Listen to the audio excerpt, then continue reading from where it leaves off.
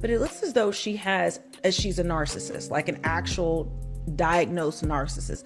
Blake Lively fears profound mental health issues are at risk of being leaked. We have got to talk about this. It's just almost unbelievable that her lawyer would file this. It's just very bizarre. There's a lot of things that he could have talked about. Health issues is very alarming. I'm not making fun of that. I'm not in any way denigrating that. And it's making me want to dig deeper into what is really going on with her. Diagnosed with something that could actually affect this case and actually explain why she's the way she is. I believe this is probably related to personality disorders, but it's the same way we would see with Amber Heard and how everyone could see what was wrong with her. Amber Heard, who actually, I guess, did an evaluation of her, and she went on and talked about not only being a narcissist, but actually having histrionic personality disorder. There was a whole array of things. And then once you looked at the actual symptoms of it and you compared it to Amber Heard's behavior, it was like shocking to see how much her behavior lined up with this.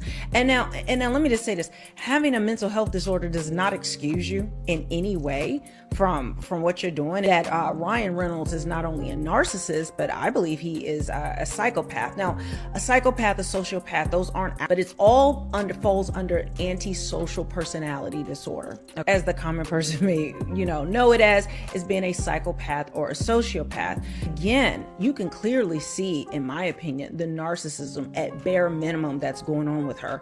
But let's get more into this. I wouldn't just put this out here unless it was One Blake Lively is cracking. Or at least that's what her team wants you to believe.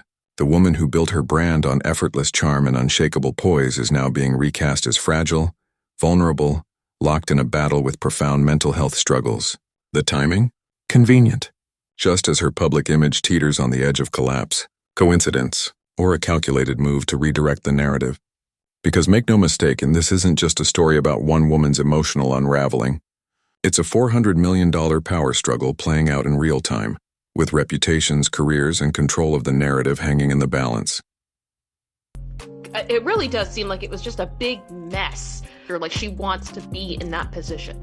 And this director, she's a really good director of photographer. She won some awards recently. She's very, very good. So I'm not surprised, quote.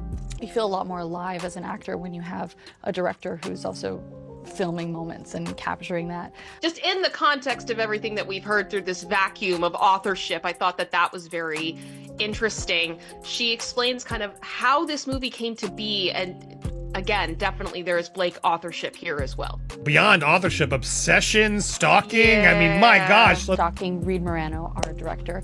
And I was actually trying to get her to do another film of mine, and they told me that she was entirely unavailable, that it's not worth it. I called her agents and I said, please just take a meeting with me. And they said, okay, she can meet tonight at 10:30 p.m. And they knew I lived 2 hours away from where. Like a little flippant comment, I can tell she must have bitched them. Guys, I'm 2 hours away. How else would they know where she freaking lives, Kim?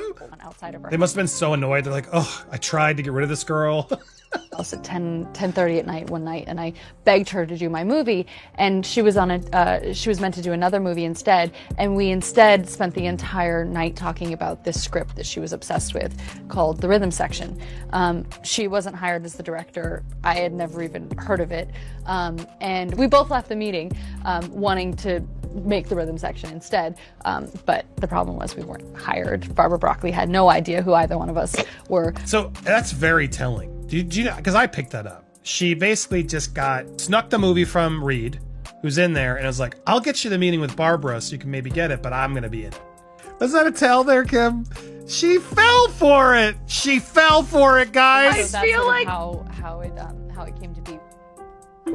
She says things, and it's like, I don't think she understands the way she sounds when she says. Of Blake Lively, or the perfect PR coup.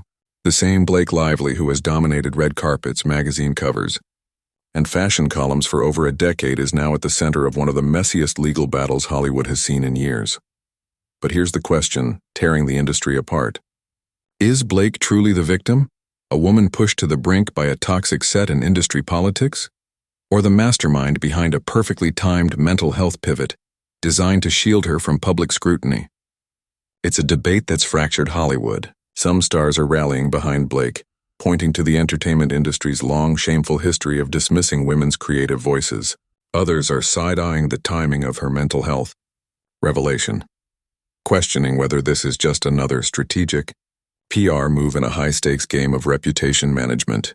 And then there's the public, endlessly dissecting every court filing, every vague press release, every paparazzi photo, desperately trying to separate fact from fabrication. At the heart of the storm, the rhythm section, a film that was meant to be Blake's defining moment as a serious actress and creative force. Instead, it's become a battlefield.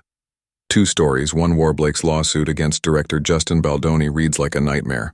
She alleges a hostile work environment, emotional manipulation, creative sabotage, even harassment and retaliation.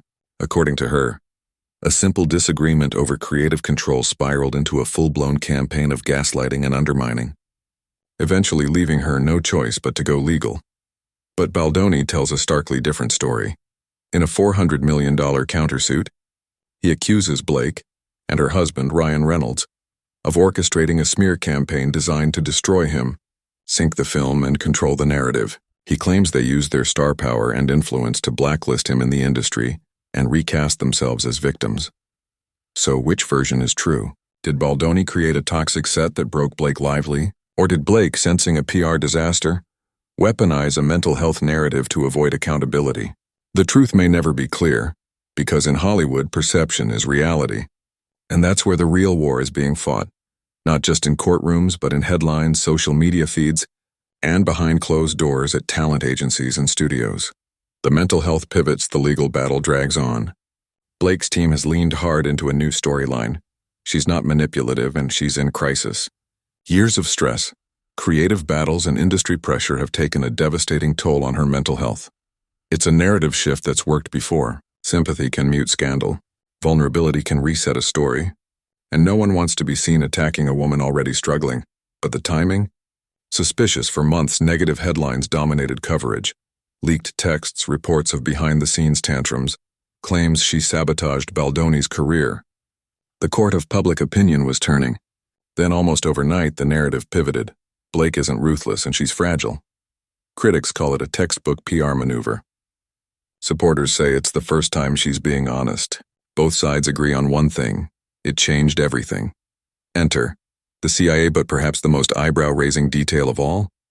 The man orchestrating Blake's crisis response, Nick Shapiro, former deputy chief of staff at the CIA, not a publicist, not a Hollywood fixer, a high-level intelligence operative now tasked with saving a movie star's reputation. This isn't damage control, it's narrative warfare. Shapiro's client list includes embattled CEOs, controversial politicians, and now Blake Lively, a woman accused of trying to destroy a director's career. The question is, why bring in someone with intelligence ties unless you're protecting more than just a reputation? The media, once eager to pounce on every allegation, now seems unusually cautious. Critical pieces have been pulled. Headlines softened.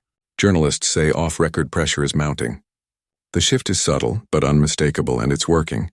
To a point, contradictions and control. Blake's public image remains immaculate. Her Instagram, curated. Her appearances? Perfectly styled, confident, untouched by scandal. It's the inconsistency that fuels suspicion.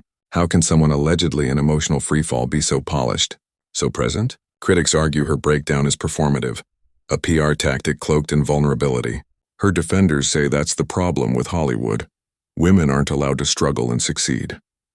They can't cry without being called manipulative. They can't survive without being called fake. But the contradictions are mounting. One day she's distraught. The next, dazzling at a gala. One week she's emotionally shattered. The next, promoting a new project with Ryan. If she's crumbling under pressure, why does every move still feel calculated? The stakes make no mistake. This is more than a celebrity feud. It's a $400 million showdown with reputations, careers, and cultural narratives on the line. If Blake wins, she's the woman who took on Hollywood and survived.